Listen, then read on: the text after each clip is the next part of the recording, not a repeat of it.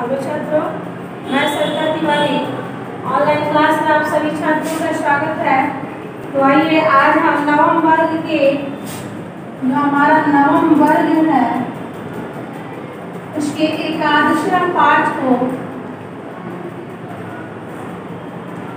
एकादशा पाठ दिया है ग्राम जीवनम। ग्राम जीवनम यानी गांव का जीवन, जो कि एकादशा पाठ से लिया गया है। इसमें थोड़ी सी कल व्याख्या हमने पढ़ाई थी, यानी उसको पूरा करा दिया था हमने ग्राम जीवन के पाठ को। आज हम उसके मौखिक और लिखित प्रश्नों को पढ़ाएंगे। तो आइए देखते हैं, मौखिक प्रश्नों को देखते हैं।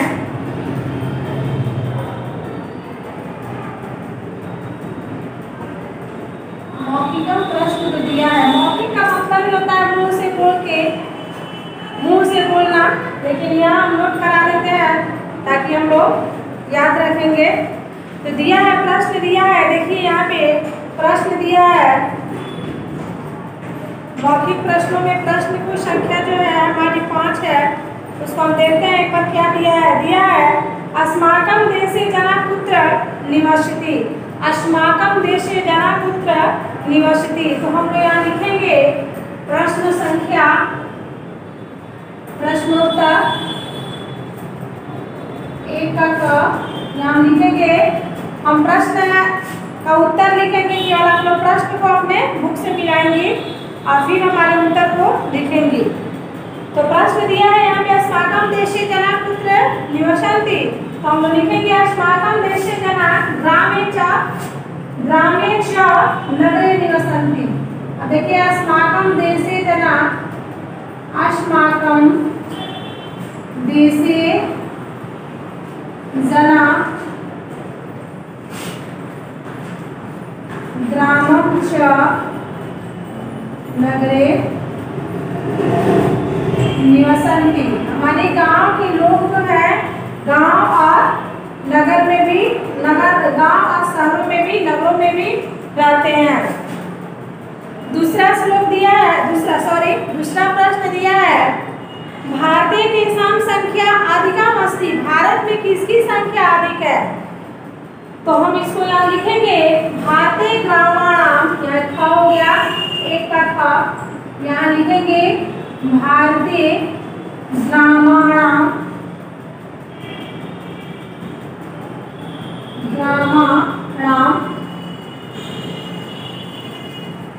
भारतीय ग्रामाणाम संख्या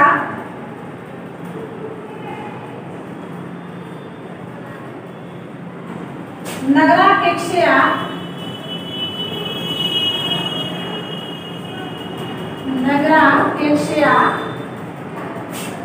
अधिका वर्तते।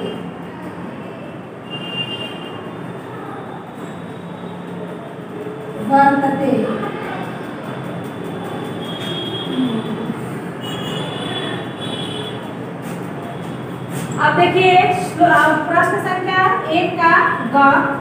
अब 1 का ग में दिया है प्रश्न संख्या ग में प्राचीन काले ग्राम जीवनम कीदृशम आसीत्। प्राचीन काले ग्राम जीवनम कीदृशम आसीत्, यानी पुराने काल में, जो प्राचीन काल जो हमारा था, उस समय जो हमारा देश, हमारा गांव था, कैसा था? तो इसका देखिए बहुत सुखम था, बहुत सुखमय। प्राचीन काले मम देशे, प्राचीन काले मम ग्राम बहु सुखमय भवति। प्राचीन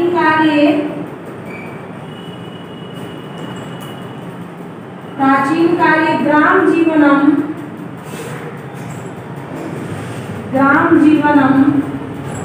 बहु सुखमय भवति। बहु सुखमय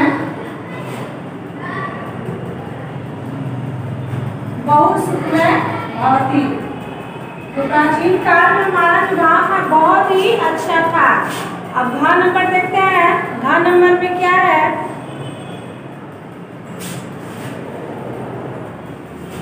प्रश्न संख्या घ है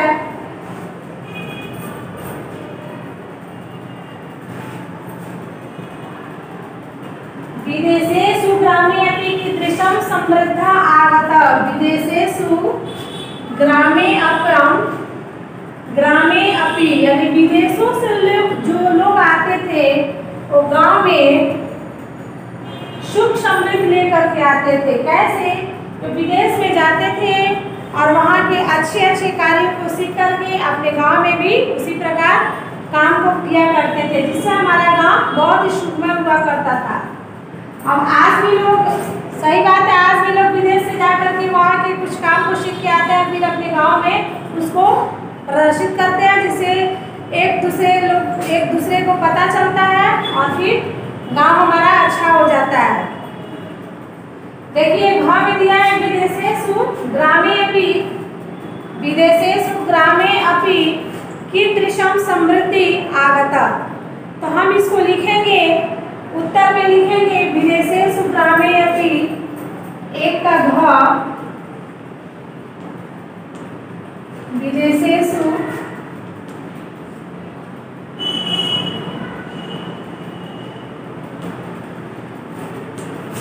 ग्रामे अपि, विदेशेषु ग्रामे अपि वैज्ञानिक समृद्धि, वैज्ञानिक समृद्धि, वैज्ञानिक समृद्धि यथा विद्युत प्रवाह, यथा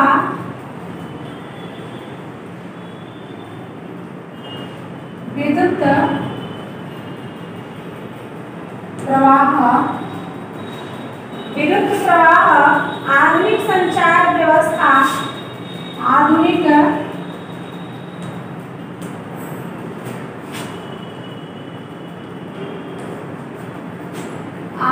संचार,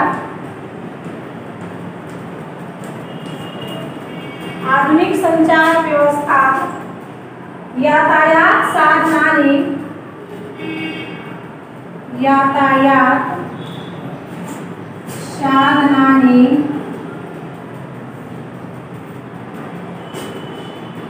कृषि कर्मणे,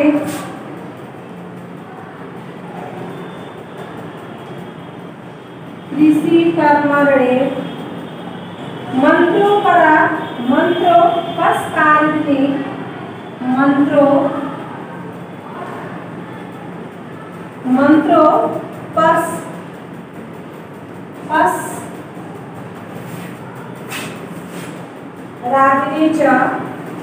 राधिनी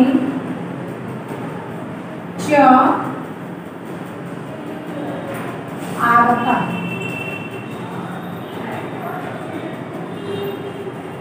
हो गया। अंगा में देखिएगा,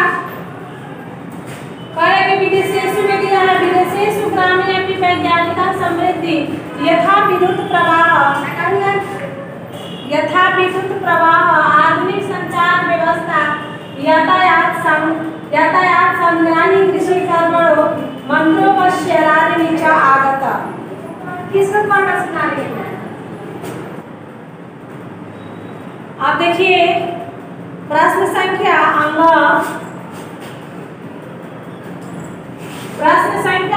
में दिया है अत्र ग्रामे कस्य कल्पना नास्ति। हमारे गांव में किसकी कल्पना नहीं है? हमारे गांव में किसकी कल्पना नहीं है? तो देखिए अत्र ग्रामे, हम तो अपने गांव में देखिए अभी कह रहे हैं कि अत्र ग्रामे कस्य कल्पना नास्ति। आज गांव में किसकी कल्पना नहीं है? तो अत्र ग्रामे, ये एक का ध्वनि अंग है, अत्र ग्रामे स्वर्गस्य कल्पना नास्ति, स्वर्गस्य कल्पना नास्ति। आज हमारे गांव में स्वर्ग की कल्पना नहीं है।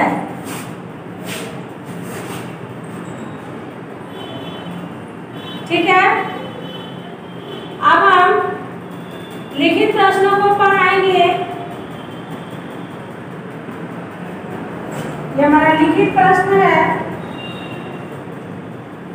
आइए लिखित प्रश्नों को भी देखते हैं। आइए लिखित प्रश्नों को देखते हैं। लिखित प्रश्न में दिया है 1 नंबर में दिया है लिखित का जो दिया है, भारतीय के केषां देशः अस्ति। भारत कैसा देश है? तो हम लिखेंगे भारतीय ग्रामाणाम देशः अस्ति।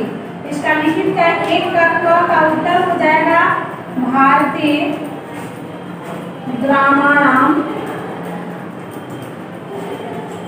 देशः अस्ति। भारत जो है गांवों का देश है। अब है इसका ख नंबर देखते हैं। ख दिया है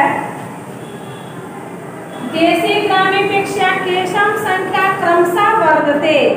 देशे ग्रामेपेक्षया कल देश में गांवों की अपेक्षा किसकी संख्या अधिक है? तो देश में गांवों की संख्या से अपेक्षा नगराणाम, देखिए यहाँ पे उत्तर लिखिएगा आप लोग। देशे ग्रामेपेक्षया, देशे ग्रामेपेक्षया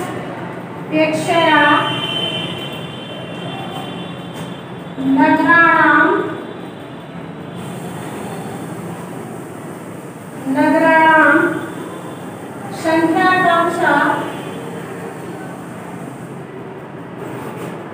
संख्या क्रमशः वर्धते।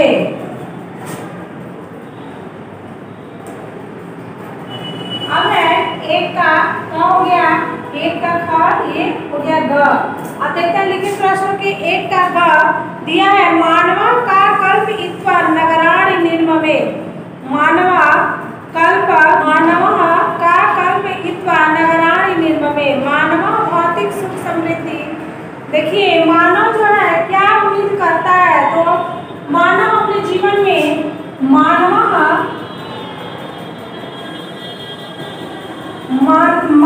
भौतिक सुख समृद्धि,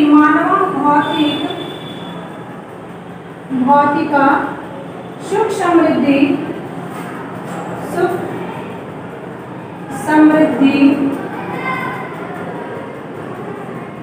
समृद्धि कल्पित्वा नगराणि वर्धते। कल्पित्वा नगराणि वर्धते। अब हम देखते हैं इसके लिखित के घ नंबर प्रश्नों को।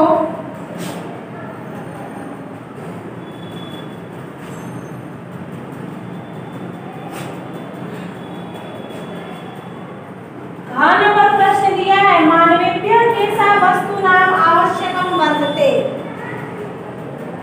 दिया है इसमें एक का लिखित का जो एक है, लिखित का एक का घ नंबर दिया है। इसमें प्रश्न है मानवेभ्यः केषां वस्तूनाम् आवश्यकं वर्तते। मनुष्य का जो किस तरह की आवश्यकता की पूर्ति है और किस तरह का है, कौन कौन चीजों की आवश्यकता है। तो हम यहाँ लिखेंगे मानवेभ्यः भोजनम वसनम। मानवेभ्यः मानव के लिए, मानवेभ्यः भोजनम, मानवेभ्यः भोजनम वसनम आवास चेति,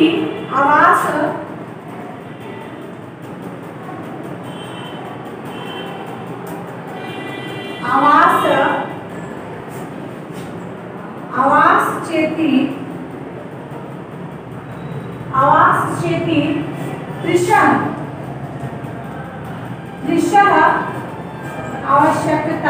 आवश्यकता वर्तते।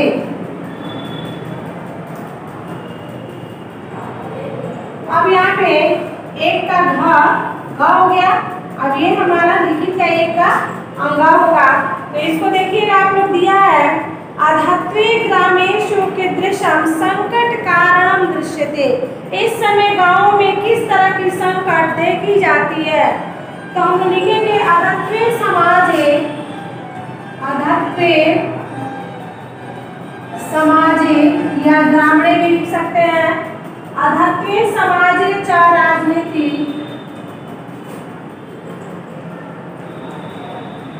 च राजनीतिक राजनीतिक प्रसारेण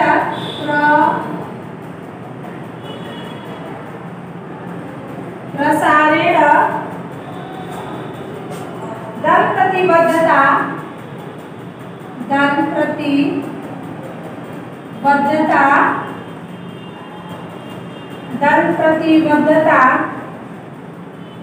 जातिवाद, भूमिवाद,